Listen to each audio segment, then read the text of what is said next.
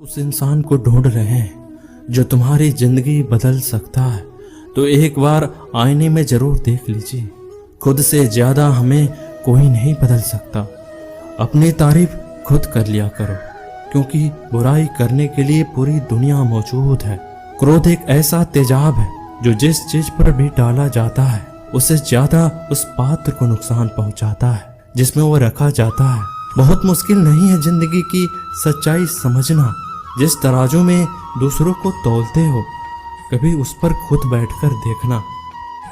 विश्वास करने वाले से ज्यादा बेवकूफ विश्वास को तोड़ने वाला होता है, क्योंकि वह सिर्फ एक छोटे से स्वार्थ के लिए एक अच्छे इंसान को खो देता है। भलाई करते रहो, पानी की तरह बुराई खुद ही किनारे लग जाएगी। कचरे की तरह जब कोई समझे नहीं तो उसे समझाने की जरूरत क्या है। जब कोई माने नहीं तो उसे बताने की जरूरत क्या है। सच्चे दिल से किसी जरूरतमंद मदद करके तो देखो। अगर दिल को सुकून ना मिले तो कहना, जिसे जाना है उसे जाने दो। अगर वो आज रुक भी गया तो कल चला जाए। इंसान को इंसान से दूर कर देने वाली सबसे पहली चीज जुबान है और दूसरी चीज पैसा है। जिन्हें सपना देखना अच्छा लगता है उनकी रात छोटी पड़ जाती है, और जिन्हें इस सपने को पूरा करना अच्छा लगता है उनके दिन छोटे पड़ जाते हैं। किसी की आदत देखनी है तो उसे इज्जत दो, और किसी की फितरत देखनी है तो उसे आजादी। हर इंसान में कोई न कोई प्रतिभा जरूर होती है, पर लोग अक्सर इसे दूसरे जैसा बनने में नष्ट कर देते हैं। महंगे इतने भी मत बनो कि लोग तुम्हें बुला ना सके, और सस्ते इतने भी मत बनो कि लोग तुम्हें नचाते ही रहें। खामोशियां कभी बेजुबान नहीं होती। कुछ दर्द ऐसे भी होती हैं जो आवाज तक छीन लेती हैं।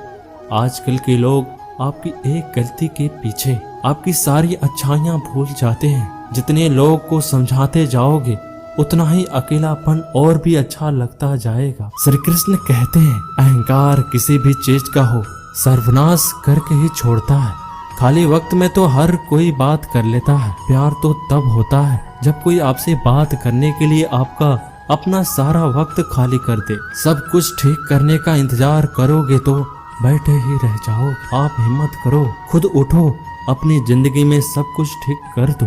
लोग पहचानना भूल जाएं, इससे पहले अपनी पहचान बना लेनी चाहिए। एक बार एक राजा ने भगवान श्री कृष्ण का मंदिर बनवाया और उसमें मूर्ति की पूजा करने के लिए एक पंडित को रखा। हर रोज अपने मंत्री से कहकर मंदिर में एक माला भिजवाता था, और पंडित जी को माला श्री कृष्ण को चढ़ाना होता था। उसके बाद राजा जब दर्शन के लिए आता था तो पुजारी को माला भगवान की मूर्ति के ऊपर से निकाल कर राजा के गले में पहना देता था। कई सालों तक ऐसा चलता रहा। पंडित जी अब बूढ़े हो चुके थे। एक दिन राजा की तबीयत खराब हो गई।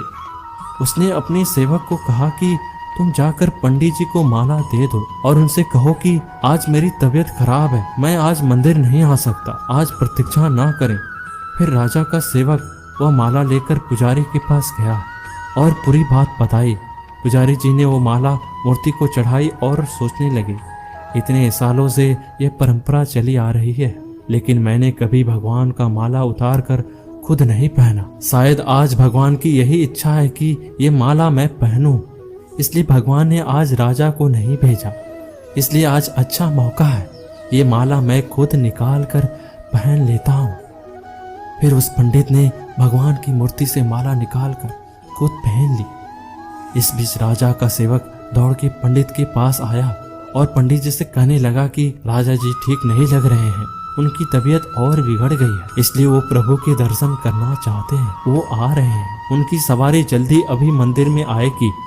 उन्हें लगा कि ये परंपरा कहीं टूट ना जाए, इसलिए वो आज भी मंदिर में आ रहे हैं। जब पंडित जी को इस बात का पता चला तो उन्होंने फटाफट माला अपने गले से उतारी और जाकर फिर से भगवान की मूर्ति में चढ़ा दी। फिर कुछ देर बाद राजा वहां आए और राजा और रोज की तरह पंडित जी ने भगवान के ऊपर से माला निकाली और राजा को पहना दी। अब राजा ने उस माला को देखा तो उस माले में एक सफेद बाल नजर आया। राजा ये समझ गया कि ये बाल जरूर पंडित जी का है। राजा ने पुजारी से पूछा, क्या ये माला आपने पहनी थी? इसमें सफेद बाल कहाँ से आया? यह सुनकर पुजारी जी घबरा गए। उन्हें लगा अगर मैं सत्य बता दूं तो राजा मुझे दंड देंगे, इसलिए वह पुजारी ने कहा ये बाल तो श्री कृष्ण का है। राजा को सुनकर बहुत गुस्सा आया। उसने कहा तुम झूठ बोल रहे हो, भगवान के बाल सफेद कब से होने लगे। राजा ने कहा मैं फिर कल आऊंगा और श्रृंगार के समय देखूंगा कि उनके बाल सफेद हैं या काले। अगर बाल सफेद निकले तो आपको कल ही मृत्यु दंड दिया जाएगा, क्योंकि आपने मुझसे झूठ बोला है। राजा यह कहकर वहां से चला गया। इधर पुजारी भगवान के चरणों में गिरकर रोने लगे कि हे प्रभु मुझे माफ कर दो, मैं लोभ में आ गया था, मुझे लगा मुझे ये माला पहन लेनी चाहिए, मुझे बचा लीजिए, नहीं तो कल राजा मुझे मार देगा। पुजारी पूरी रात भगवान के चरणों में गिरकर रोने लगा, विनती करने लगा कि प्रभु मुझे बचा लीजिए। अगली सुबह राजा मंदिर पहुंचे। राजा ने भगवान की मूर्ति के ऊपर से मुकुट निकाला और उनके बाल देखे। राजा चौंक गया, क्योंकि भगवान की मूर्ति के ऊपर सफेद बाल थे।